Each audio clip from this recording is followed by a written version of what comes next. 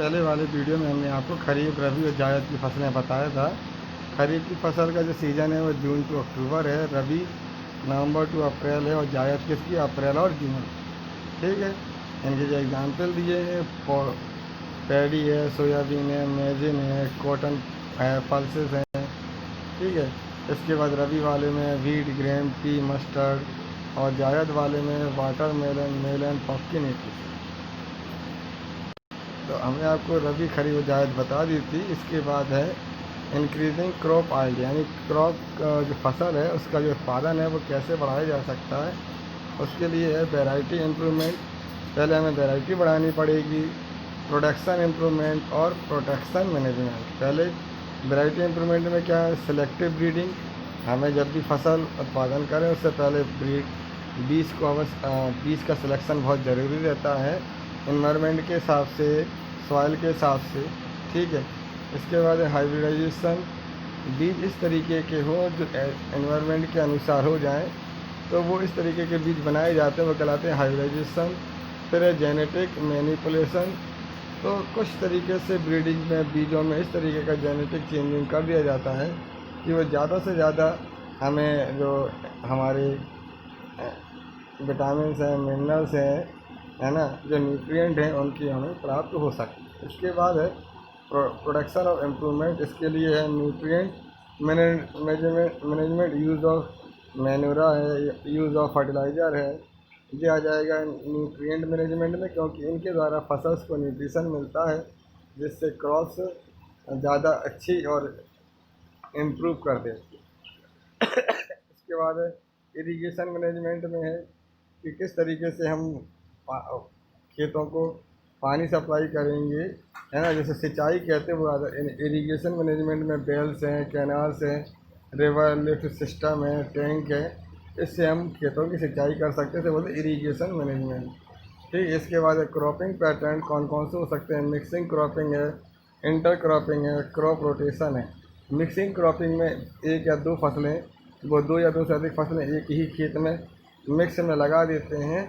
Inter cropping में क्या करते हैं, एक फसल के बाद दूसरी, दूसरी के बाद तीसरी, एक क्यारी के रूप में अपन लगा देते हैं। मतलब 3-4 लेयर एक फसल की, फिर 3-4 लेयर दूसरी फसल की, फिर 3-4 लेयर दूसरी फसल की, वो कहलाते हैं इंटर क्रॉपिंग। एक होता है क्रॉप रोटेशन। इसमें अपन इस तरीके से ध्यान रखते हैं कि जो पहले न्यूट्रिशन वाली फसल थी उसका नेक्स्ट न्यूट्रिशन वाली फसल, उसके बाद क्रॉप, उसके बाद अपन यूज़ करते हैं। इसके बाद आपका तीसरा था प्रोडक्शन और इम्प्रूवमेंट के बाद प्रोटेक्शन और मैनेजमेंट। प्रोटेक्शन कैसे करेंगे, है ना, weed control, insect pest control. ठीक है, इंसेक्ट से कैसे कंट्रोल करेंगे, खरपतवार, वीड मतलब होता है जो फसलों के साथ जो अनावश्यक पेड़ पौधे लग जाते हैं उन्हें बोलते हैं वीड। ठीक है, तो उनको कैसे कंट्रोल करेंगे, इंसेक्ट जैसे अभी टिड्डी आ रहे हैं, ऐसे ऐसे ऐसे इंसेक्टों से कैसे रक्षा करेंगे, वो आता है प्रोटेक्शन मैनेजमेंट में।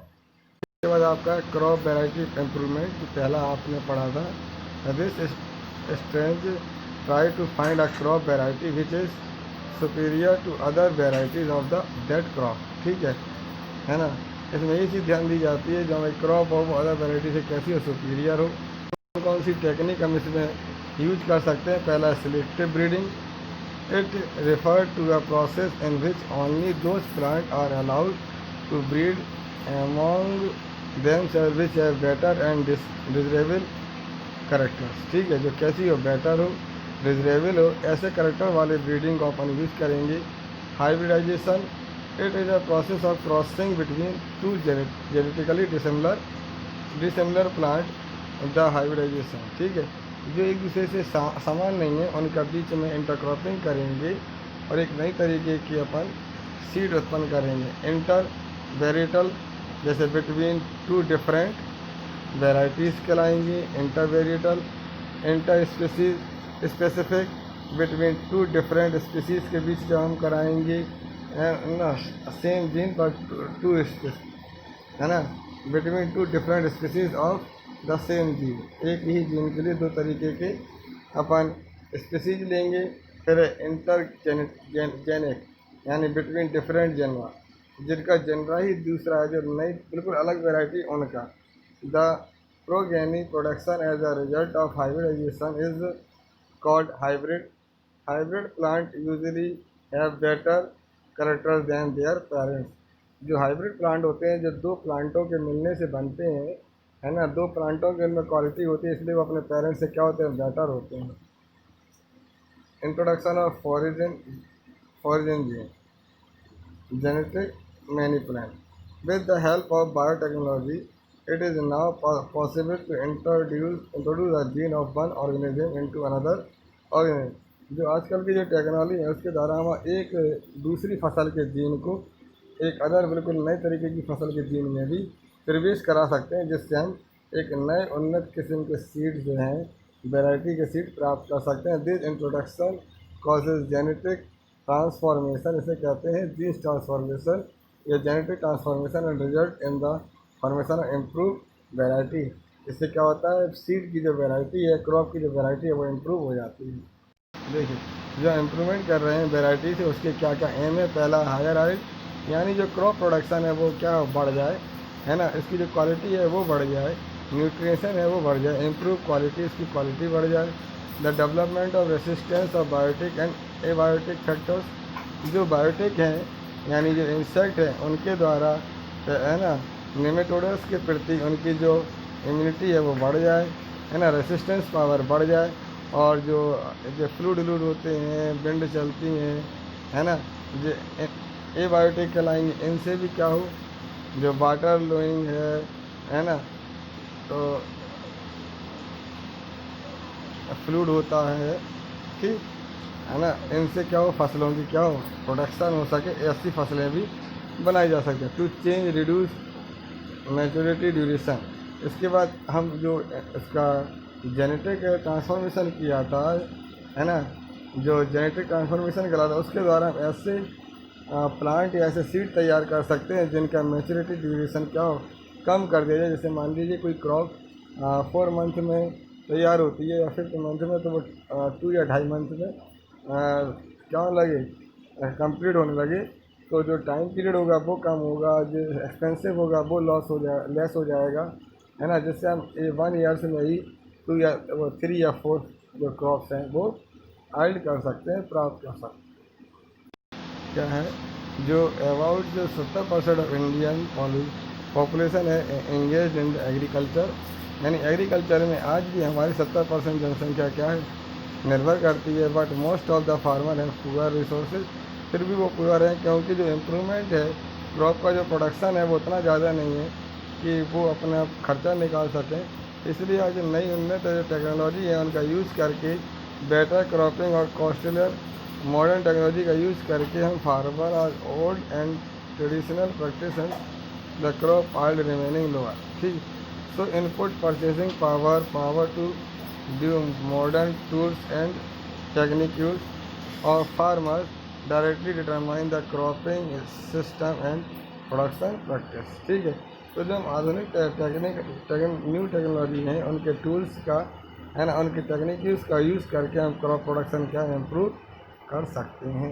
जो अपन क्रॉप का प्रोडक्शन करते हैं तो सॉइल में कुछ न्यूट्रिएंट्स होते हैं, है ना, इनमें से जो 40 तरीके के डिफरेंट न्यूट्रिएंट्स होते हैं, लेकिन इसमें एसेंशियल और नॉन एसेंशियल होते हैं। जो ज़्यादा यूज़फुल होते हैं वो एसेंशियल कहलाते हैं, है ना, और जो नहीं होते वो कम होते हैं, उन्हें कहलाते हैं नॉन एसेंशियल। जो कम होते हैं यूज़, वो उन्हें क्या कहते हैं, non essential. It has been found on the 16 element are the most important essential for the growth and development of the plant. इनमें इम्पोर्टेंट है carbon, hydrogen, oxygen, nitrogen, phosphorus, calcium, sulphur, magnesium, potassium आदि, ठीक है।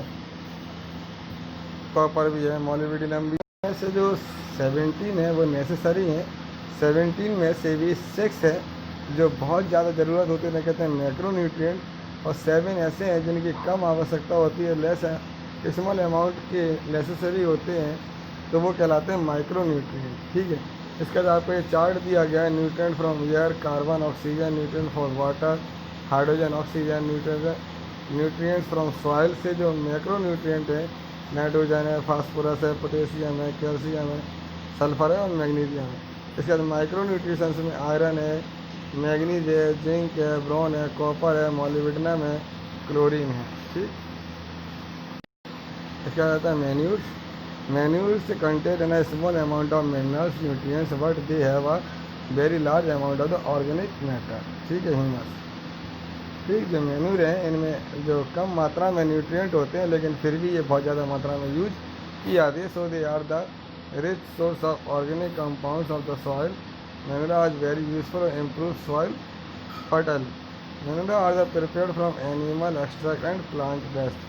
जो जानवरों द्वारा निकलने वाले अपशिष्ट पदार्थों और प्लांट्स के जो पत्ती हैं, लकड़ियाँ हैं, छोटी छोटी शाखाएँ हैं, उनसे ये बनाए जाते हैं। There are various form of manure such as farmyard manure, compost, green manure and vermicompost. Manure important improve the fertility of the soil in following three ways। ठीक है, जो कंपोस्ट है उसमें क्या करते हैं, जो एनिमल्स और प्लांट्स के जो एक्सट्रैक्ट हैं वो डाल देते हैं सॉइल में, और उसके बाद कुछ समय बाद वो कंपोस्ट में चेंज हो जाती है। बर्मी कंपोस्ट में क्या करते हैं, उसी जो पोट था जिसमें अपन ने एनिमल एक्सट्रैक्ट और प्लांट एक्सट्रैक्ट डाले, तो उसमें अपन क्या डाल देते हैं, अर्थवर्म डाल देते हैं, और जब वो उसका डीकम्पोजिशन कर देता है तो वो कहलाती है वर्मी कंपोस्ट। उसके बाद ग्रीन मैरिना में क्या करते हैं, मूंग ग्वार के जो प्लांट होते हैं उनको अपन सॉइल में पहले उसकी क्रॉप फॉर्मेशन करते हैं 1 मंथ का। उसके बाद उसको भूमि में इसको दबा देते हैं। ठीक है, जिससे ये कुछ समय बाद यही जो हमने उसे भूमि में दबा देते वही क्या कहलाती है, ग्रीन मैन्योर कहलाती है।